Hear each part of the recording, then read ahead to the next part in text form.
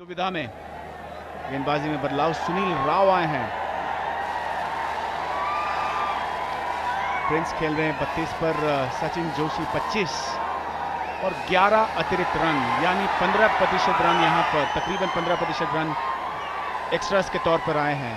इनमें से है 9 वाइड। तो ये एक मसला रहा है सभी टीमों को लिए। हमने देखा है इस टूर्नामेंट में, हमने देखा है दिलीप वेंसर बैटिंग कंसल्टेंट है तेलुगु वॉरियर्स के। तो मेरा कहीं ना कहीं मानना है बाकी जो सारी टीमें हैं किसी बॉलर को नियुक्त कर सकती है जो कि बॉलिंग कंसल्टेंसी करे, और उनकी कोच हवा में था, लेकिन कोई दिक्कत नहीं यहाँ पर। लेकिन मेरा मानना है देवान, कहीं ना कहीं मुझे लगता है कि अगर किसी को नियुक्त करते हैं तो बॉलिंग में भी काफ़ी प्रभाव पड़ेगा। बॉलिंग में विस्तार देखना चाहूँगा, क्योंकि जहाँ तक बैटिंग का सवाल है बढ़िया बल्लेबाजी देखने को मिली है, लेकिन बॉलिंग बहुत फीकी लग रही है मुझे। जी हाँ, आपके बात से बिल्कुल सहमत हूँ, क्योंकि खासकर ये जो फॉर्मेट है T20 का, अक्सर इसमें जो बॉलर का रोल है उसे थोड़ा सा अंडरमाइन किया जाता है। लेकिन हमेशा किसी भी फॉर्मेट की बात करें अगर क्रिकेट में, सबसे बढ़िया चीज़ होती है अगर आपके बॉलर आपको विकेट दिला सके, और उसका सबसे अच्छा उदाहरण आज के पहली पारी में कर्नाटका बुलडोजर्स ने जो शुरुआत की थी, 55 रन बने थे बिना किसी नुकसान के, लेकिन उसके बाद वापसी दिलाई बॉलर्स ने। बहुत ही करारा ड्राइव, बढ़िया फील्डिंग, और विकेटें जब गिरती है तो रन की गति पर भी अंकुश लगता है। तो ये फ़ायदा है अगर आप अनुशासित गेंदबाजी कर सकते हैं, सटीक लाइन और लेंथ पर नियंत्रित गेंदबाजी करेंगे तो उसके फ़ायदे अनेक हैं। पिछले मैच में बंगाल टाइगर्स के खिलाफ मीडियम पेसर्स ने बहुत अच्छा प्रभाव किया था। ध्रुव ने लिए थे 2 विकेट, सुधीर जो कि ऑफ स्पिनर ने, उन्होंने भी 2 विकेट लिए थे, और साथ साथ राहुल के भी 2 विकेट थे। यहाँ पे एक म्यूटेड अपील थी जरूर लेग बिफोर के लिए, अच्छी गेंद थी लेकिन अंदरूनी किनारे से लगते हुए गई।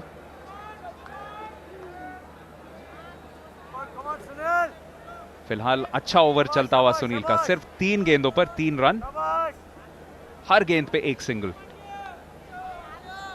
जरूरी रन रेट अभी भी 8.5 के आसपास है, कुछ खास नहीं। जिस तरह से रवैया रहा इस टूर्नामेंट का, ओहो एक हाथ से, ओहो क्या टाइमिंग हुआ। सबसे सुरक्षित जगह अगर फील्ड में कोई भी हो तो वो है गेंदबाज के पीछे। लॉन्ग ऑफ लॉन्ग ऑन दोनों तैनात किए गए थे, लेकिन बिल्कुल तीर की तरह सीधा मारा ये शॉट और 4 रन अर्जित कर लिए। और उनके बैटिंग पार्टनर साथ साथ सचिन जोशी, उनका जो रिएक्शन था वो देखते ही बनता था। ऐसे ही बता रहे थे कि आपने कमाल कर दिया, क्या बेहतरीन शॉट था आपका, एक हाथ से बड़ी आसानी से। ये उस शहर में है जहां पे कई ऐसे बल्लेबाज बने हैं जिन्होंने बल्लेबाजी को बहुत एफर्टलेस दिखाया, और ये उतना ही एफर्टलेस था। कुल मिला के 9 चौके और 1 छक्का इस पारी में लग चुके हैं, और सिर्फ 7वां ओवर चल रहा है। स्क्रीन पे अभी आपने देखा थोड़े से चिंतित अशोक खेनी, जो कि ओनर है या ओनर हैं कर्नाटका बुलडोजर्स के, और इसको देख के बिल्कुल खुश नहीं होंगे। फिर से वाइड का इशारा होगा, 5 रन मिलेंगे। बहुत बहुत ज्यादा अतिरिक्त रन जा रहे हैं वाइड से। आखिरी गेंद थी ओवर की, और जिस अनुशासन के बारे में हम लोग चर्चा कर रहे थे उसी का नमूना, अनुशासन की कमियां फिर से देखने को मिली, और ये बहुत ही घातक साबित होगा कर्नाटका बुलडोजर्स के लिए।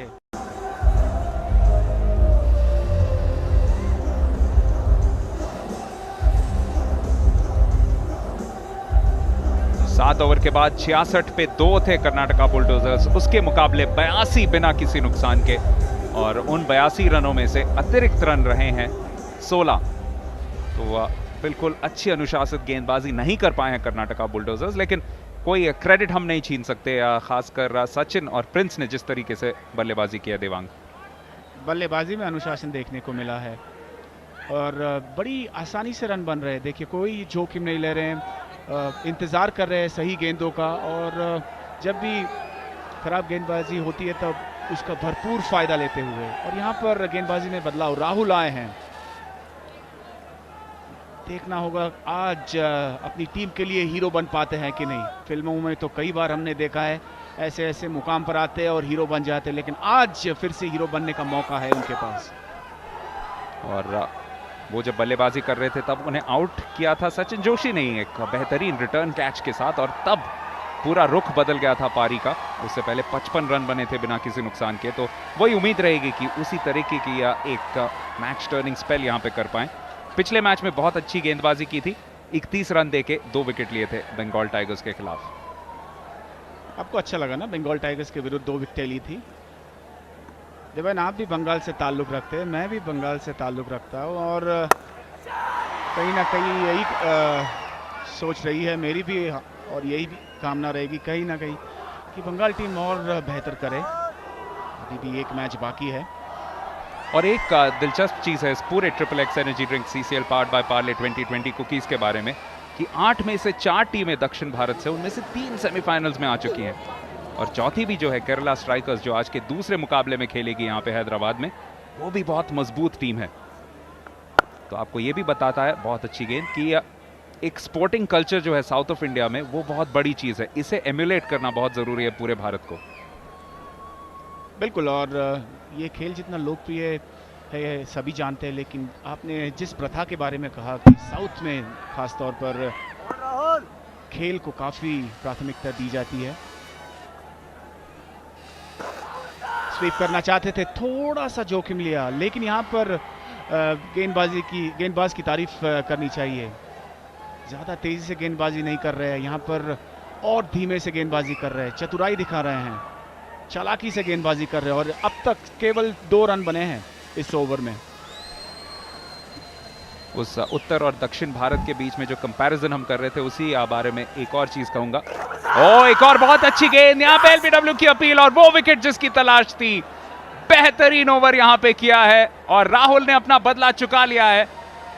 सचिन जोशी ने उन्हें डिसमिस किया था, और अब पलटवार, और हीरो बन गए। अब तो इस ओवर के शुरुआत में ही हम बात कर रहे थे कि हीरो बनने का मौका, और हीरो बनेंगे कि नहीं है, लेकिन उसका निर्णय तीसरे अंपायर लेंगे। रिव्यू मांगा है, शायद कह रहे कि अपने ग्लव्स में लगी थी। आप बताएं, फर्स्ट रिएक्शन आपका था आउट, लेकिन सबसे अहम होगा ये, जहां तक नो बॉल का सवाल है, बिल्कुल सही सटीक गेंद। अब देखना होगा ग्लव्स के साथ गेंद का संपर्क पहले हुआ था कि नहीं, पैड से लगने से पहले।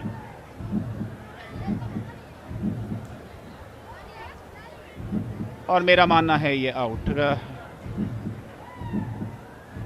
पीछे के पैर में लगा था, और बिल्कुल विकेटों के बीचों बीच पाए गए थे, और ऊंचाई भी अगर हम देखें तो कुछ खास नहीं, इस विकेट में उतना उछाल नहीं है।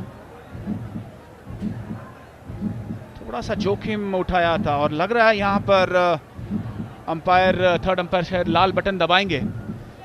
Top of middle and leg होना चाहिए, क्योंकि हालांकि थोड़ा सा आगे बढ़ने की कोशिश कर रहे थे, लेकिन जिस वक्त कांटेक्ट हुआ उस वक्त काफी झुके हुए थे, यानी टॉप ऑफ मिडिल स्टंप पे जरूर आके गेंद लग सकती थी।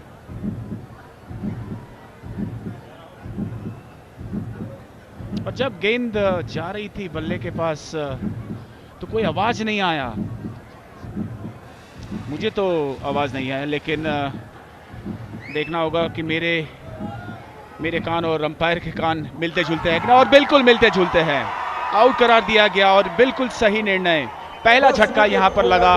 सुनील जोशी माफ कीजिए, सचिन जोशी वापस पेविलियन की ओर सेट थे। 29 बनाए, 84 पर 1।